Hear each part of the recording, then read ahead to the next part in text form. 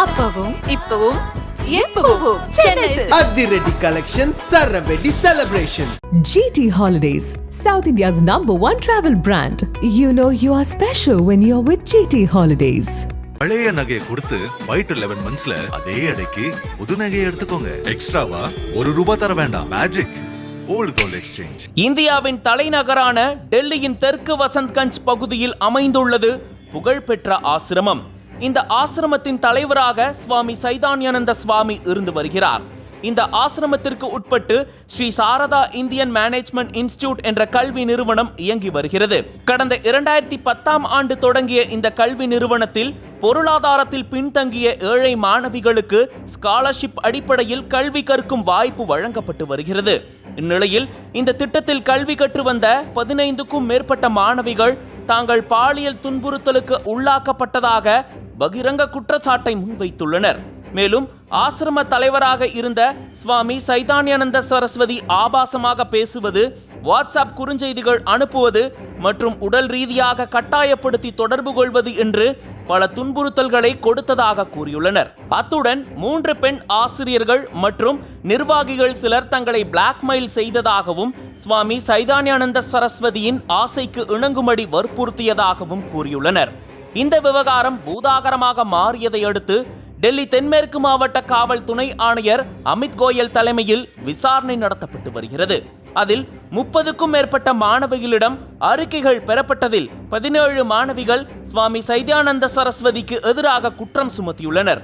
மேலும் விடுதி வார்டன்கள் மற்றும் சில பெண் நிர்வாகிகள் மாணவிகளை சுவாமி சைதானந்த சரஸ்வதியிடம் அறிமுகப்படுத்தியுள்ளனர் என்றும் அவர்களின் ஏழ்மையை பயன்படுத்தி பாலியல் சுரண்டல்கள் அரங்கேறியுள்ளன என்றும் கூறப்படுகிறது. சுவாமி சைதான்யானந்த சரஸ்வதி சர்ச்சையில் சிக்குவது இது ஒன்றும் முதல் முறையல்ல. கடந்த 2009ஆம் ஆண்டு அவர் மீது டிஃபென்ஸ் காலனியில் மோசடி மற்றும் பாலியல் தொல்லை புகார் தொடர்பாக வழக்கு பதிவு செய்யப்பட்டுள்ளது. அதனைத் தொடர்ந்து 2016ஆம் ஆண்டு வசந்த்கஞ்சில் ஒரு பெண் பாலியல் புகார் கொடுத்துள்ளார். இப்படி தொடர்ச்சியாக சுவாமி சைதான்யானந்த சரஸ்வதி மீது பாலியல் புகார்கள் வந்த வண்ணம் இருந்துள்ளன.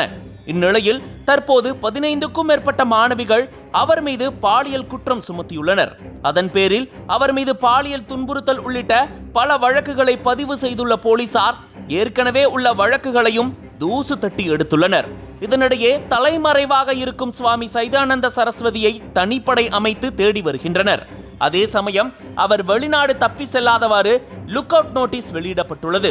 ஆசிரமத்தில் அவர் தங்கியிருந்த அறையை சோதனை செய்தபோது ஹார்ட் டிஸ்க் மற்றும் வீடியோக்கள் பறிமுதல் செய்யப்பட்டுள்ளன. மேலும் அங்கு மறைத்து வைக்கப்பட்டிருந்த விலையுயர்ந்த வோல்வோ காரை பறிமுதல் செய்த போலீசார் போலி டிப்ளமேட்டிக் நம்பர் பிளேட்டுகளையும் கண்டுபிடித்துள்ளனர். இதன் அடிப்படையில் போலீசார் விசாரணையை விரிவுபடுத்தியுள்ளனர். இதனிடையே சம்பந்தப்பட்ட ஆசிரமம் சுவாமி சைதான்யானந்த சரஸ்வதி சட்டவிரோத தவறான செயல்களில் ஈடுபட்டுள்ளார், அதனால் அவரை பொறுப்புகளில் இருந்து நீக்குவதுடன் அவருடனான அனைத்து தொடர்புகளையும் துண்டித்துள்ளோம், அவரது சட்டவிரோத செயல்கள் குறித்து அதிகாரிகளிடம் புகார் அளித்துள்ளோம் என்று விளக்கம் அளித்துள்ளது. தலைமறைவாக இருக்கும் சுவாமி சைதான்யானந்த சரஸ்வதியை தனிப்படை போலீசார் தீவிரமாக தேடி வருகின்றனர். ஆன்மீகவாதி போர்வையில் அப்பாவி மாணவர்களின் வாழ்க்கையில் விளையாடும் இது போன்ற சாமியார்களின் முகத்திரையை கிழித்து அவர்களுக்கு உரிய தண்டனையை பெற்றுத்தர வேண்டும் என்று கோரிக்கை எழுந்துள்ளது. அனல் பறக்கும் செய்திகளை அப்டேட் செய்து கொள்ள நக்கீரன் களத்தை இப்பவே சப்ஸ்கிரைப் பண்ணுங்க.